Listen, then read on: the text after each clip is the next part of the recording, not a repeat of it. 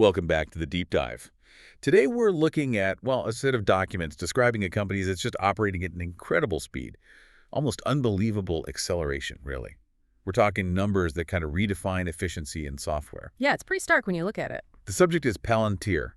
We're doing a rapid analysis of their third quarter 2025 results, their AI platform, AIP they call it, and their pretty bold corporate philosophy. Unapologetically bold is a good way to put it. Our sources, the recent earnings called transcripts, the usual regulatory filings, and our mission is to pull out the core insights for you. You know, what's really driving this growth? How does the tech work?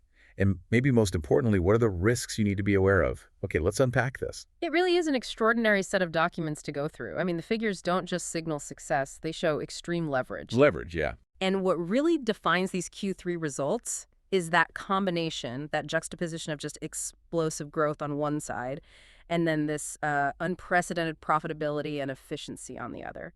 Highly unexpected, I think, for many. Okay, let's ground this in the numbers then. Total revenue jumped, 63% year over year, reaching $1.181 billion. Which is huge in itself. Right.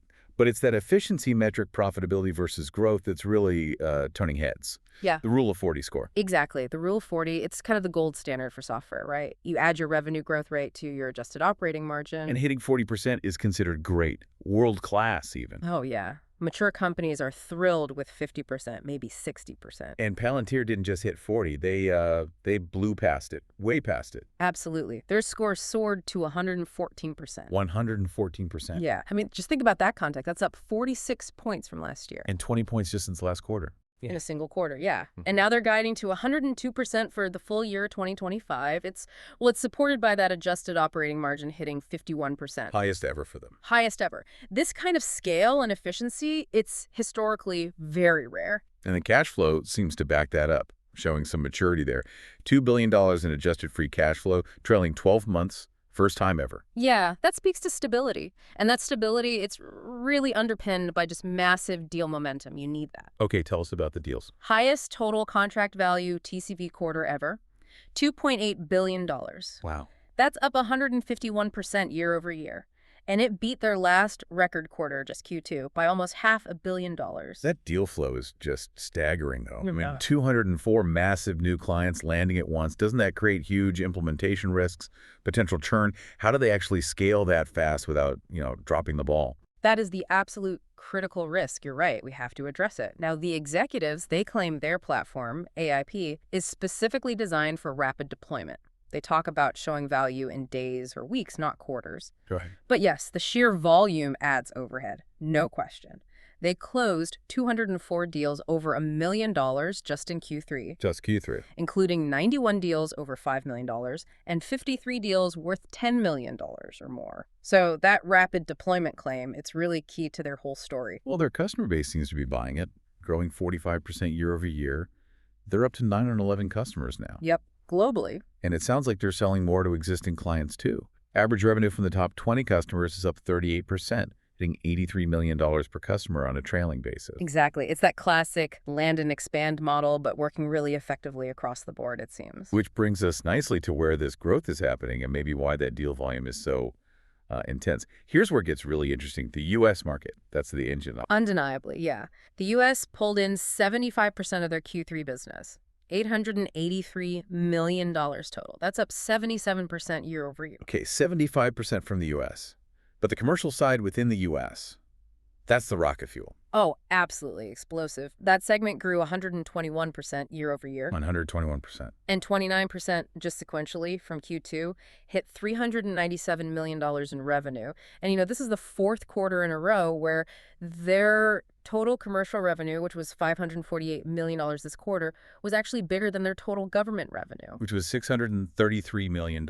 Interesting shift. It is. Now, the U.S. government side is also strong, don't get me wrong. It grew 52% year over year, $486 million revenue. Still very healthy. But the main driver? The main driver for this huge U.S. outperformance, according to the filings, is, quote, accelerating demand for AIP. The artificial intelligence platform. It seems enterprise customers are signing up incredibly fast. The new TCV for just U.S. commercial deals was $1.3 billion.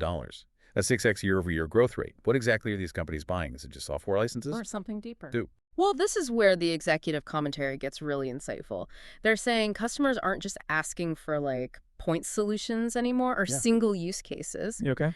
The biggest clients, the most impactful ones, they're looking to basically reorganize their entire company around Palantir and AIP. Reorganize the whole company. Yeah. The CEO, Alex Karp, he explicitly said it's like achieving a private equity-like transformation, but in the public markets, and doing it in months, not years. Wow.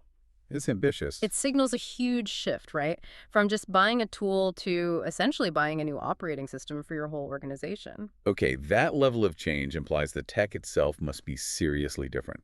Because let's face it, lots of companies offer AI now. They seem to hang their hat on something called ontology. What is that, in simple terms?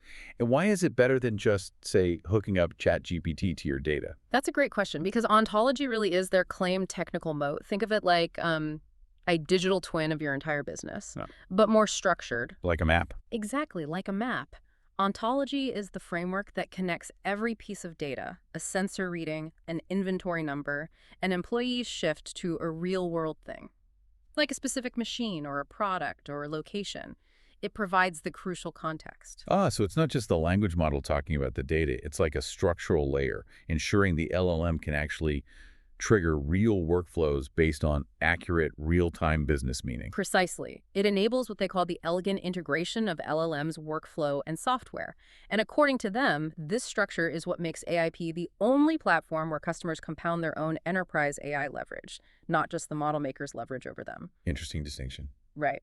Without that ontology layer, the LLM is powerful, but maybe just conversational. With it, they argue, it becomes an automated decision engine tied to reality. That also maybe explains the gap between that huge 63% revenue growth and what was a roughly 10% headcount growth. Are they using their own AI internally for efficiency? They mentioned something called AI FDE. They are, yeah, and that internal tool, AI FDE, that stands for AIP Native Development Agent, sounds like their secret weapon. It essentially automates the really tedious parts of building software. How so? It helps their own developers build applications much faster by sort of automatically connecting data, transforming it, and creating the necessary ontologies and functions. So yeah, that relatively low headcount growth, despite the massive revenue jump, is probably a direct result of tools like AI FDE boosting their internal productivity. This focus on the builder and efficiency, Mhm. it leads right into their, let's say, unique corporate philosophy about the workforce. They seem to be crafting this narrative around the American blue-collar worker. Do the filings actually show these individuals driving big revenue? Or are they more like, illustrative example? They are definitely highly illustrative, you're right there, but they serve to highlight the CEO's sociological viewpoint. They specifically mentioned this American Tech Fellowship program because, they say, many of their best builders are frontline workers who don't have formal computer science degrees. Right, we saw those examples. Mason, the civil engineer from Louisiana. Michael, the potato farmer in North Dakota. Cody, the utilities expert from Georgia. Exactly. And Karp argues the platform empowers this specific type of worker, the one with deep domain expertise. He claims this helps drive reindustrialization by putting powerful AI tools directly into the hands of people who actually understand the operational problems. Okay, that sounds like a positive message, empowering domain experts. Yeah. But the philosophy can take a bit of a controversial turn when they talk about the established workforce, doesn't it? It does. They claim the real misalignment, the real friction with AI, isn't with the frontline worker, it's with the, and this is their phrase, commodity-like, high-trained elite institution, general specialist. Ouch. Yeah. Executives explicitly predict the positive destruction of this generalist class. They argue these are the people most skeptical of platforms like AIP. They frame this whole disruption as a kind of necessary economic evolution. And just to be clear, reporting impartially here, we should also note the company's continued strong commitment to government and mission deployments. That includes, as stated, operations with ICE, supporting Ukraine, Israel, and other allies against adversaries like China. Absolutely. The CEO often frames this as just prioritizing the internal dynamics and staying, quote, very, very close to the problem. It's consistently emphasized as part of their identity, often setting them apart from other tech companies. Okay, so this very disruptive, very aggressive vision seems mirrored in their forward guidance, which is also pretty aggressive. Let's switch gears. So what does this all mean for the near future? What's the outlook? Well, the guidance definitely suggests they expect this acceleration to keep going. No signs of slowing down from their perspective. For Q4 2025, they're guiding revenue between $1.327 billion and $1.331 billion. That works out to around 61% year-over-year growth, right? Correct. And they also raised the full year 2025 guidance again. The midpoint is now almost $4.4 billion. That's targeting 53% growth for the entire year. And Crucially, they raised the U.S. commercial revenue guidance again. They're now projecting in excess of $1.433 billion for the year, which basically locks in a growth rate of at least 104% year over year just for that segment. So U.S. enterprise adoption really is the story of 2025 for them. It absolutely seems to be. Okay. Now, for anyone listening and absorbing these, frankly, fantastic figures, the 114% Rule of 40, the huge TCV, we need to add some critical balancing context. Yeah. Straight from the regulatory filings. Yeah. Because future revenue promises always have caveats. Absolutely essential. The fine print is crucial, especially around those big TCV and remaining deal value or RDV numbers. They look amazing, but they assume all contract options get exercised and nobody terminates early. Which isn't always reality. Exactly. The vast majority of their contracts, especially many government ones, have termination for convenience clauses. That means the customer can basically walk away anytime for almost any reason. So it adds a layer of risk to those long-term revenue figures. They aren't guaranteed. Good point. And the shareholder structure is still a big factor too, right? For stability analysis. Still very much a factor. It's a multi-class structure, highly concentrated. Class A shares get 1 vote. Class B gets 10 votes. And the founders, Karp, Thiel, Cohen, hold special Class F shares. Meaning voting power is locked up tight with the founders and their group. It effectively removes the ability for regular Class A stockholders to influence major decisions like mergers or governance changes. Okay. And finally, any quick update on the legal front? Anything major? Well, they still face those shareholder derivative actions. That's ongoing. And we should also note that big securities class action lawsuit. While it was dismissed at the district court level, that dismissal is currently being appealed to the 10th Circuit Court. So still in process. Still in process. The legal backdrop is there, though it doesn't seem to be directly impacting operations right now. Okay. So wrapping it up, we had this picture of just immense financial leverage, really validated by that stunning 114% Rule of 40 score. And it seems driven almost entirely by the breakneck adoption of AIP and that ontology approach, particularly in the U.S. commercial sector. That's the narrative, yeah. The platform seems genuinely enabling dramatic enterprise transformation, or, well, disruption, depending on how you look at it. That's the core story coming out of these documents. And the executives, they lean into it hard. They explicitly frame this as enabling private equity-like transformation in the public market while predicting the obsolescence of the general specialist class. Yeah. So given that really transformative, really disruptive vision, maybe the critical question for you, the listener, is this. Think about your own industry. What specific measurable function, maybe supply chain optimization, maybe compliance reporting, something critical.